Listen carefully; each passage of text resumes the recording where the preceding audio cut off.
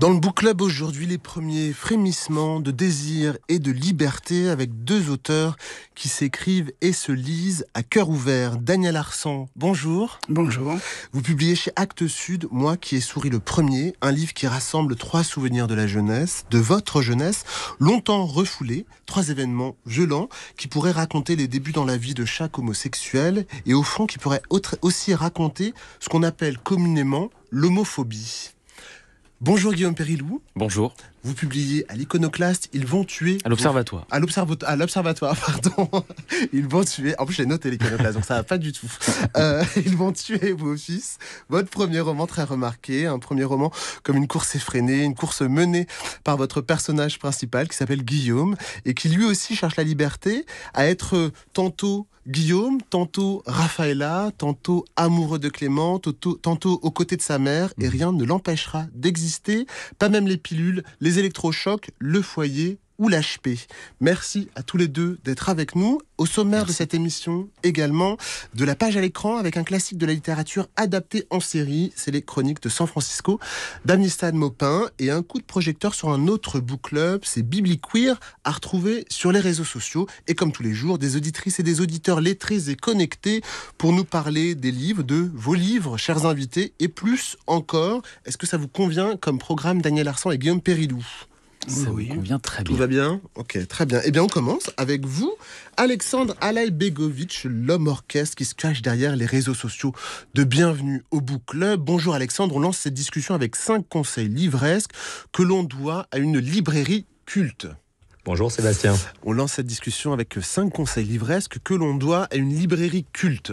C'est ça, cette librairie, c'est la librairie Les Mots à la Bouche, qui était une librairie emblématique du Marais, qui a récemment déménagé dans le 11e arrondissement à Paris et qui est connue pour sa spécialisation dans les ouvrages de la communauté gay, mais pas que, puisque cette librairie est aussi une librairie généraliste à part entière. Donc les 5 membres de l'équipe se sont mobilisés pour sélectionner chacun un ouvrage. Je ne vais pas avoir le temps de vous Merci à eux d'ailleurs, ils sont très sympas. Absolument, ils ont été très réactifs. Donc je ne vais pas avoir le temps de vous résumer tout ce qu'ils ont pu nous dire sur chaque ouvrage. Je vous renvoie à notre compte Instagram et à notre hashtag Book Club Culture. Mais en tout cas, voici la liste des mots à la bouche qui commence par 3 auteurs américains. La première, c'est Becky Chambers. Vous vous souvenez peut-être qu'on en a parlé le week-end dernier aux Utopiales à Nantes pour son ouvrage Apprendre si par bonheur. C'est publié chez La Talente et les mots à la bouche nous en parlent ainsi en nous disant que c'est l'une des voix porteuses d'une science-fiction queer contemporaine, une réflexion d'une grande humanité sur le rôle de la science dans un monde en crise. Si ça fait pas envie. C'est la transformation du corps. On reste aux États-Unis avec le roman Terre frontalière de Gloria Anzaldúa. Vous la connaissez peut-être pas, elle est décédée en 2004. Elle est considérée comme l'une des pionnières de la théorie queer décoloniale, du féminisme. Elle est trop souvent oubliée au goût des mots à la bouche et on doit la traduction de son ouvrage aux éditions Cambourakis. C'est sorti en français en 2022. C'est un livre hybride entre essais et poésie, bouleversant, nous dit le libraire qui l'a choisi. Pour finir sur ces auteurs américains, les mots à la bouche ont retenu aussi le roman de Zeyn Joukadar qui s'appelle Les 30 noms de la nuit, dont la traduction française est sortie cet été aux éditions Rue de l'Échiquier. On quitte les États-Unis, on revient en France avec Mathieu Riboulet, qui est un écrivain qui nous a quittés en 2018 avec son roman Entre les deux, il n'y a rien. C'est publié aux éditions Verdier. C'est un des derniers textes de l'auteur. C'est un récit d'adolescence dans les années 70, mais les mots à la bouche nous disent que c'est une très bonne introduction à cette œuvre unique dans la littérature française par sa puissance poétique et politique. Ouais, un livre magnifique. Et enfin, on finit cette sélection avec le roman d'Élodie Petit. C'est pas un roman, c'est plutôt un recueil de poésie qui s'appelle Fiévreuse plébéienne, qui est publié par la maison d'édition coopérative Les Éditions du Commun. Ça a été publié en avril 2022. Et le libraire qui l'a choisi nous le résume en 2 mots, terriblement excitant.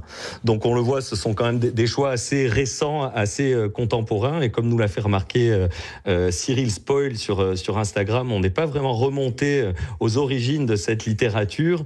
Et il nous a cité par exemple des auteurs comme Radcliffe Hall ou James Baldwin ou Jean Genet, qui auraient pu aussi être des précurseurs de cette sélection des mots à la bouche. Et j'ai pensé que peut-être nos invités, Daniel Arsan et Guillaume Périlloux pourraient nous en parler, nous dire selon eux quels sont les auteurs qui ont été éclaireurs dans le genre. Tout à fait, merci Alexandre. En effet, Daniel Arsan, Guillaume Périlloux, est-ce que dans l'archéologie de la littérature homosexuelle, vous avez peut-être des conseils ?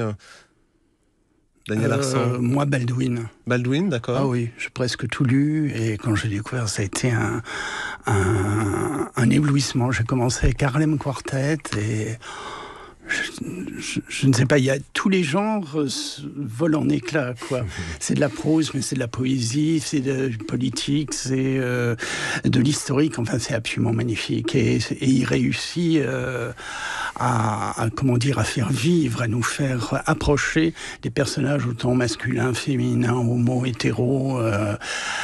Et c'est vraiment extraordinaire. Et puis quand on lit même les textes politiques de Baldwin, ils tiennent toujours. Hein. C'est très clair. Ils nous mettent, ils nous rappellent à l'ordre. Enfin, ils devraient rappeler à l'ordre pas mal de gens. Peut-être pas nous, mais d'autres. Nous, on est au courant, oui. Il faut relire James Baldwin. Guillaume Périlloux. Vous parliez d'archéologie et c'est d'actualité. Peut-être que... Enfin, moi, je pensais d'emblée à Marcel Proust, en fait, qui est peut-être aussi, quelque part, un grand écrivain gay, ou en tout cas, un des premiers, enfin, à avoir, je pense à Sodome et Gomorrhe, évidemment, mis ça au cœur du livre. Moi, Daniel disait James Baldwin, moi, c'est vrai que je dirais aussi Hervé Guibert, peut-être, qui est l'écrivain, si on parle d'écriture, de l'homosexualité, que personnellement j'ai le plus lu et sans doute le plus aimé. Pourquoi ? Au-delà, j'allais dire justement, au-delà du sujet qui est traité, il y a chez Guibert, à mon sens, un style tout simplement qui est remarquable. La radicalité de Dustan aussi m'a beaucoup frappé, mais en ce sens peut-être paradoxalement moins touché. Je trouve que la finesse du style de Guibert m'a plus ému. C'est intéressant ce que vous dites, parce que là vous citez des auteurs qui sont autant des grands stylistes littéraires, mais aussi très politiques. Est-ce que la littérature gay, elle est forcément politique et politisée ? Est-ce que c'est facile d'être un auteur qui se dépolitise ? Toujours, toujours. Enfin, à mon sens, j'allais dire évidemment. Oui. Et encore aujourd'hui. Elle est politique, Vous avez écrit 2 textes politiques. Elle est économique aussi, sur certains plans. Enfin, non, je crois. Et pour dire oui, il y a Guibert, oui, évidemment. Hein. J'aime cette espèce de fluidité apparente de Guibert, et qui est qui va dans les profondeurs, quoi. Mais c'est d'une apparente simplicité, comme ça glisse. Et on est d'un seul coup, on est au cœur de ce qui doit être. Voilà. On évoquait la librairie culte, Les mots à la bouche, qui était dans le Marais, qui maintenant est dans le 11e arrondissement. Est-ce que vous êtes perdu aussi dans les rayonnages de cette très belle librairie ? Évidemment. Et avant qu'elle soit dans le 11e arrondissement, oui, bien sûr, quand elle était toujours dans le Marais, et qui a été, je pense pour beaucoup de gens, parfois un premier contact avec des romans homosexuels, au cœur desquels la question homosexuelle était dépeinte. Oui, effectivement, moi je me souviens y aller bien plus jeune, et oui, avoir ce premier rapport-là. Daniel Arsan, vous avez été libraire aussi. Je connaissais bien le créateur Meyer Janton, parce que j'ai pas mal écrit dans la revue Masque. Et puis j'ai apporté quelques textes aussi chez Persona. Donc lui, je le connaissais très très bien, et son compagnon allemand, qui après a repris la librairie. Donc je connaissais quand la librairie était dans le 18e, et que ça a très très vite, très bien marché. Parce que c'était au bon moment, on commençait vraiment à... Il y avait une appétence et une envie à dire des les lecteurs. homos, ils existent et ils écrivent, et voilà. Donc après j'ai été dans le Marais. Meyer Janton, lui, est mort assez jeune, enfin, d'un cancer. On parle de librairie, c'est vrai que des livres en librairie, on est attiré généralement par la couverture et par le titre. Vous avez 2 titres très beaux et très forts qui évoquent des images. Ils vont tuer vos fils pour vous, Guillaume Périlloux. Moi qui ai souri le premier pour vous, Daniel Arsan. Qu'est-ce que vous avez mis dans ces titres? Comment vous les avez choisis? Alors moi, c'est ils vont tuer vos fils. En fait, c'est la traduction que je fais de paroles de Lou Reed. Tout à fait, une chanson de 1974. Voilà, They're Gonna Kill Your Sons, et une chanson dans laquelle, en fait, Lou Reed parle des électrochocs qui étaient pratiqués sur les jeunes homosexuels, notamment en Angleterre, et jusqu'à la fin des années 70, voire début des années 80. Une chanson, en fait, que j'ai découverte au cours de l'écriture de ce roman et qui m'a frappé en ce sens qu'elle était une sorte de résumé, j'allais dire d'allégorie, y compris ces paroles-là de ce que j'écrivais moi-même et de ce qui arrive au narrateur. Daniel Arsan. J'avais plusieurs titres qui ne me convenaient pas vraiment. Enfin, j'arrivais pas à trouver un titre. Donc, mon éditrice, Myriam Anderson, a dit on va faire peut-être comme pour le précédent livre, je vais essayer de trouver une phrase dans le texte, quoi. Le précédent, là, sur Jean-Louis, tu ne m'entends pas.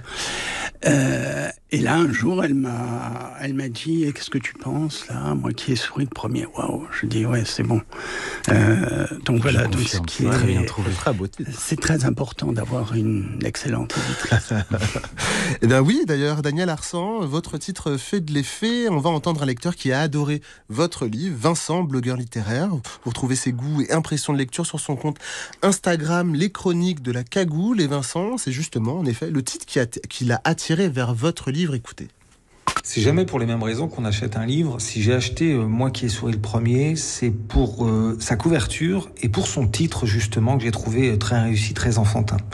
Le texte, j'ai vraiment accroché avec l'écriture de Daniel Arsan que je ne connaissais pas pour 2 raisons. Là aussi, c'est d'abord son écriture précise, ses phrases courtes, mordantes, très impactantes. Et puis la deuxième raison, c'est l'histoire en elle-même.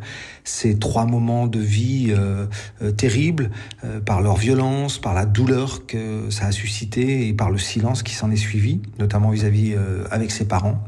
Et pour finir, il y a une question que je voudrais poser à Daniel Arsan, c'est qu'est-ce qui vous fait sourire ou qu'est-ce qui pourrait vous faire sourire aujourd'hui? Daniel Arsan, une réponse. Ouf, beaucoup de choses. La vie quotidienne en règle générale, parce que la mienne n'est pas par rapport à notre époque où il y a quand même des quotidiens très difficiles. Le mien, il faut quand même être, lucide avec soi-même. Enfin, je vis à peu près pas mal. Qu'est-ce qui me fait sourire? D'avoir des amis formidables.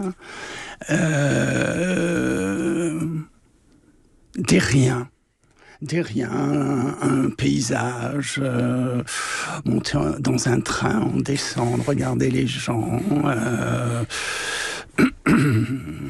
Voilà, encore désirer, encore... Oui, c'est... Plus ça va, plus les riens sont importants. Enfin, je trouve qu'un rien contient souvent une bonne partie de sa vie, enfin, d'une certaine manière. Guillaume Périlloux, écrire, c'est chercher ça, c'est chercher le rien, ces petits riens. Oui, alors notamment, c'est j'allais dire, mettre en avant les petits riens. Moi, j'ai aimé mettre en avant ce qu'on peut croire comme étant rien et les extrapoler, les souligner, les grossir. Et quand je dis petits riens, moi dans le cas de ce narrateur-là, c'est des petits riens de pensée. C'est-à-dire que voilà, il va s'accrocher sur une image et puis il va l'amplifier par ses névroses, par je dis pas sa folie, même si voilà, certains vont penser qu'il est fou.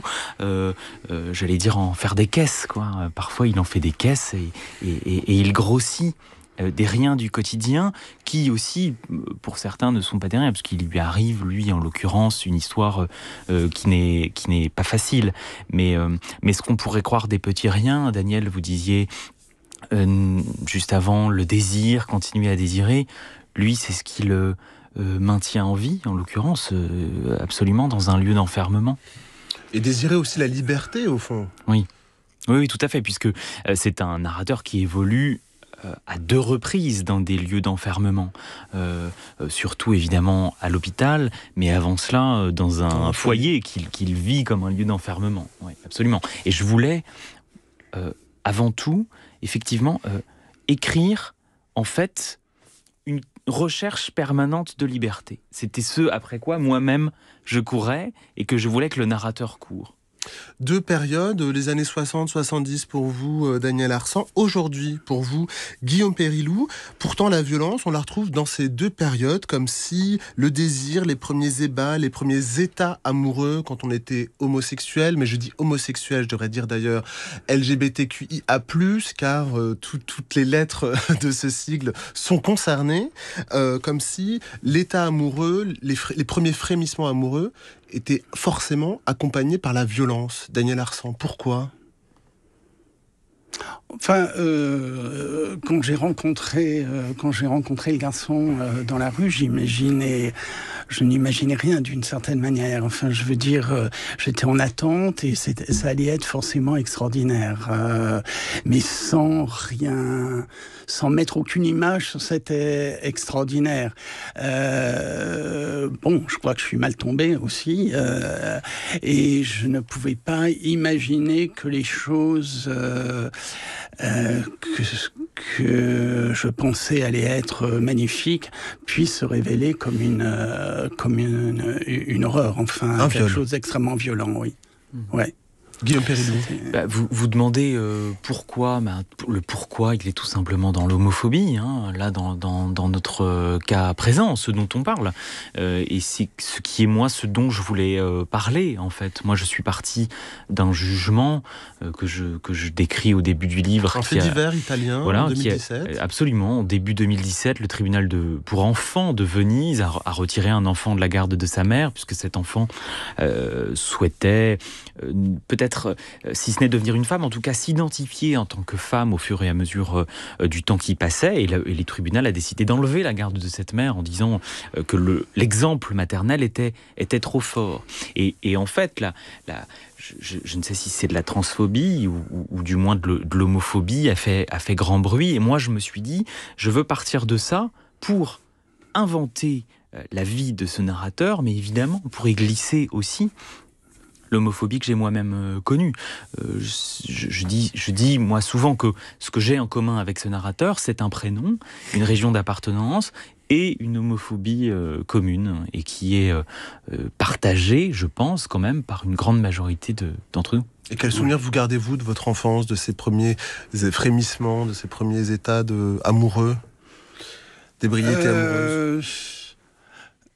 Disons que, par exemple, quand j'avais 8-9 ans, il y a 2 choses que je sentais, je ne mettais pas de nom, je sentais que je désirais des garçons, et je sentais aussi, par des réflexions, mais qui n'étaient pas forcément dirigées contre moi, que de désirer des garçons, c'était pas bien. Enfin, il y avait quelque chose. Je le formulais pas, mais je le sentais quasiment déjà on peut dire dans mon propre corps, dans mon mental.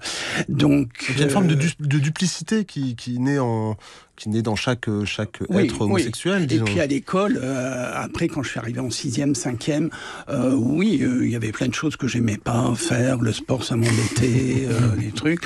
Et le truc classique. On me traitait de tous les noms. Et quand on disait la fille en même temps, je pense qu'il y avait aussi la misogynie. Bien sûr. Mais je pense qu'il y a une chose très, très différente par exemple, pour des adolescents ou adolescentes homosexuels avec un adolescent ou une adolescente hétéro, c'est que souvent l'homo est d'une certaine manière obligé d'avouer, entre guillemets, qu'il est homo. L'hétéro, le jeune hétéro, il n'a pas besoin de le dire. Et ça commence quand même par quelque chose qui est comme un aveu, comme il y a un procès peut-être après. Enfin bon, ça change vraiment les choses. Hein. Guillaume Périlloux, votre personnage, il se bat entre violence et flamboyance, et parfois il se fait appeler Raffaella comme la chanteuse italienne, interprète de Affar l'amore cominciato, Raffaella Cara. Qu'est-ce qu'il a de Raffaella, ce personnage? Ou peut-être que Guillaume Périlloux, qu'est-ce qu'il a de Raffaella Cara? Guillaume Périlloux, il aime le kitsch de Raffaella Cara, qu'il apprécie beaucoup, et donc, à un moment donné, je crois que le narrateur dit que en fait, voilà, cette chanteuse reflète le kitsch de l'Italie. Bon, en tout cas, ce que Guillaume, le narrateur, aime, oui, effectivement, c'est s'identifier parfois en tant que femme à travers ce personnage en fait de Raffaella qu'il invente et qui lui effectivement lui permet de maintenir une liberté intérieure, un personnage qu'il veut maintenir auprès de lui, y compris dans des lieux d'enfermement, puisqu'en fait il dit en sous-texte, vous voulez enfermer mon corps, vous ne pourrez pas enfermer mon esprit. Mais pour rebondir sur ce que disait aussi Daniel, et la question que vous lui posiez sur les souvenirs d'enfance, moi, il y a quelque chose dont je suis certain, c'est que je n'ai absolument aucun souvenir d'enfance heureux. Et cette radicalité-là, l'absence de mémoire heureuse, de souvenirs heureux, je pense qu'elle non seulement elle crée quelque chose, il y a forcément dans cette absence-là la matière, je pense, à écriture. Et j'avais été frappé par ce que m'avait dit un jour Nina Bouraoui, l'écrivaine Nina Bouraoui m'avait dit les enfants hétérosexuels, le monde les attend, et les enfants homosexuels, personne ne les attend. Et peut-être est-ce aussi en cela qu'un enfant qui se sait homosexuel, peut-être que tout simplement il a tendance à s'effacer lui-même, à savoir qu'il n'est pas attendu. Et je pense que c'est ça qui peut créer des ruptures intérieures assez fortes. Nina Bouraoui, autrice lesbienne, et oui, on a peu donné la parole à ces autrices lesbiennes. Peut-être que ce sera l'occasion dans une autre émission. Guillaume Périlloux, on va écouter un auditeur, lecteur, bookstagrammeur, il s'appelle François, et son compte Livraison de mots cartonne, absolument, 50 000 abonnés. Il a adoré votre livre, Guillaume, c'est peu de le dire. À cause de ce livre, Ils vont tuer vos fils de Guillaume Périlloux, je n'ai presque pas dormi la nuit la veille d'un vol d'avion pour les vacances. J'étais complètement crevé, je peux vous le dire, mais je sais une chose, c'est que si j'aime lire aujourd'hui, c'est pour avoir des livres comme celui-là entre les mains. Guillaume, c'était un peu mon pote pendant 150 pages. Je l'ai reconnu, j'ai presque cru que c'était moi. J'avais envie de le prendre dans les bras, de lui dire « T'en fais pas, ça va aller mon gars » ou « Tu seras libre, continue de rêver ».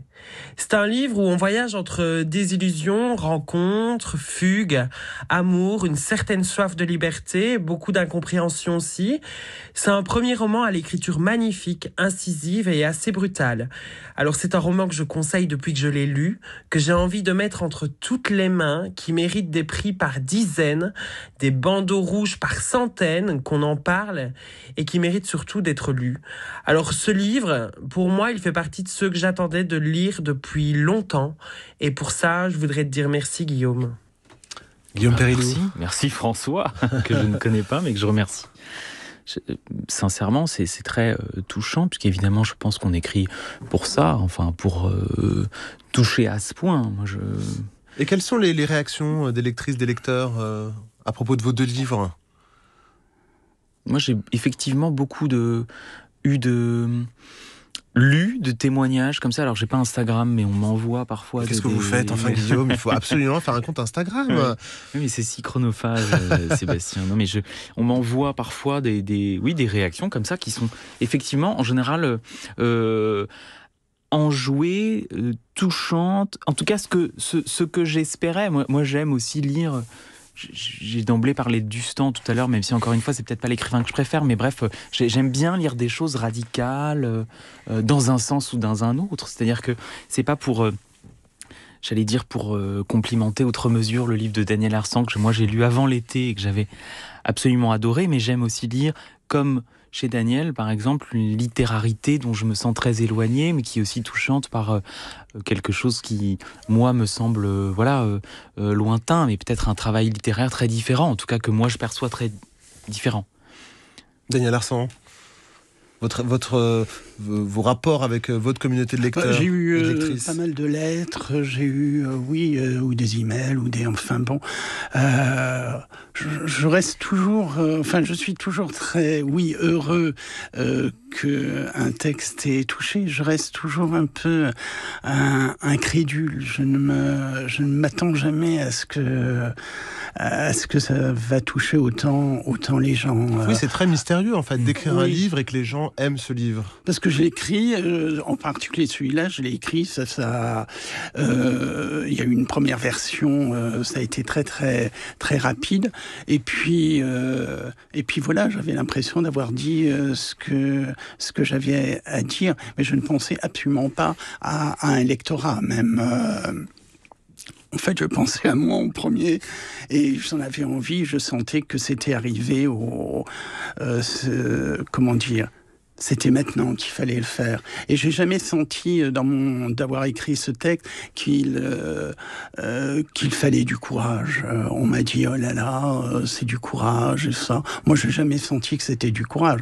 Je crois que j'étais prêt à l'écrire, mûr pour l'écrire, mûr dans tous les sens du terme d'ailleurs. Je vous en prie. Et on a la coquetterie. Et donc oui, ça a été. Est-ce que vous vous considérez comme un auteur gay ?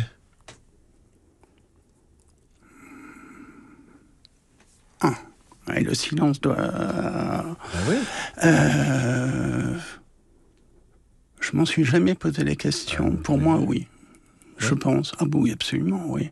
Oui, parce que tous mes textes dès le début sont imprégnés de ce que je suis. Donc, en tout cas, si je me suis jamais vraiment posé la question par rapport à l'écriture, j'ai été très très tôt, quand je suis arrivé à Paris, j'ai été très tôt mêlé avec des mouvements très radicaux, comme le Phare ou autre. Donc, le Front homosexuel d'action révolutionnaire.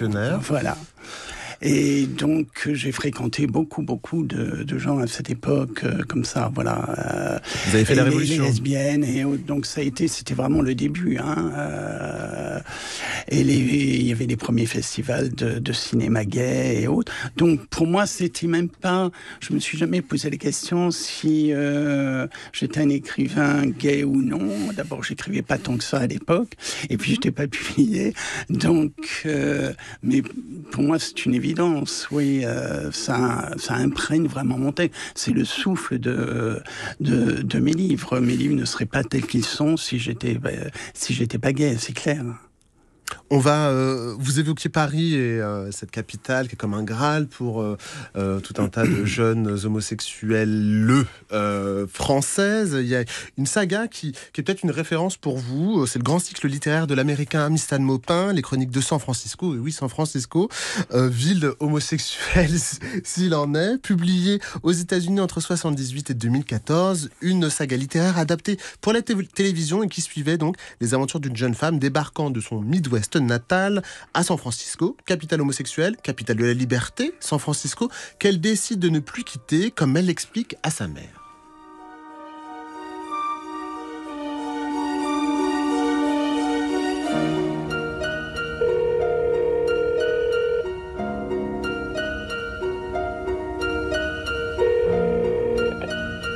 Hello? Mom, it's me. Oh, what's the matter? Did you miss your plane? No, I didn't. You know, darling, we were just talking about you on Parade. Would you call Mr. Lassiter and Sarah won't be in on Monday? Oh, sweetheart, I'm not sure you should ask for an extension on your vacation. It's not an extension, Mom. See, I'm not coming home.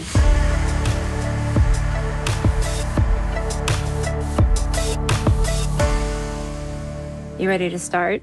Vous êtes prête? On peut commencer? Oui, commençons tout de suite si vous voulez éviter que je décède devant la caméra. Est-ce que vous pensez que San Francisco a changé depuis les années 60? Not much, actually. Pas vraiment, si on y réfléchit.